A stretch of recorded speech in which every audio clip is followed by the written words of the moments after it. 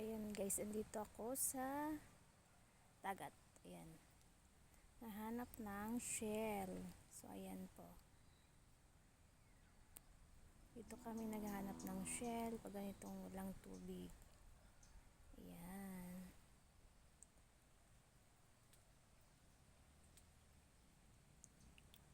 And yan.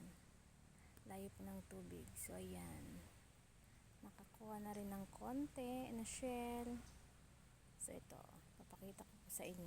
Wala nga akong dalang lalagyan kasi hindi ko kalain makakakuha ko ng marami. So ayan siya guys. Ayan yung nakuha kong shell. Ayan. Ito lang ako sa malilim kasi ang init. So ayan siya guys.